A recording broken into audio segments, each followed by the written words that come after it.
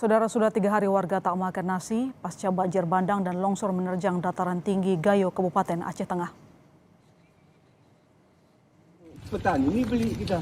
Oh, beli nggak dikasih? Mana dia? Kita kalau info masih kasih itu kan. Ambil apa, Bang? Ambil itu.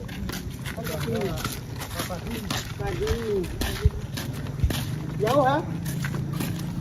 Demi mencari beras, warga jalan kaki sepanjang 4 hingga 8 km mencari beras dan bahan makanan lainnya. Sebab akibat banjir dan longsor, jalan utama penghubung antar kecamatan hancur dan kini hanya bisa dilalui dengan berjalan kaki. Bahkan untuk sampai ke pasar, warga terpaksa menerobos sejumlah titik longsor, melewati hutan dan bukit yang terjal. Info masih kasih itu kan. Ambil apa, Bang?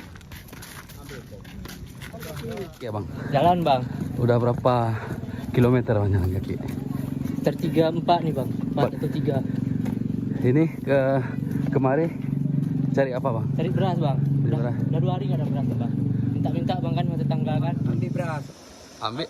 Niro drama beras sedikit untuk warga saya itu. Beli ya? Enggak, beli pun beli. Ah, Mau dia kasih. Kamu cari beras dari keluarga ya? Kalau hari enggak makan. Udah 3 hari nggak ada bantuan pak ya? Memang logistik dah susah di sana ya? Susah. Pak, apa yang bapak harapkan dengan kondisi seperti ini mungkin dari Sudah pemerintah? kopi dia. Nggak ada apa harap kopi ada harga nggak ada, cabai ada harga nggak ada. Berapa harga gas? Hah? Harga gas berapa? Gasnya pun nggak ada. Kalau ada kan dibeli. Ibu udah berapa hari nggak masak? Hah? Udah berapa hari nggak masak? Sudah 3 hari. Ini kayu beli. Udah cari teman sana. Hmm, Cari kayu. ya bu. Sebelah, Bu. Selain kehabisan beras, warga juga mengalami krisis gas. Listrik padam, warga masih bisa memaklumi, namun ketika sulit mencari bahan pokok dan tidak bisa memasak, warga berputar akal agar tetap bisa bertahan hidup. Hanya ini sisa kayu yang tersisa untuk memasak. Berapa harga gas?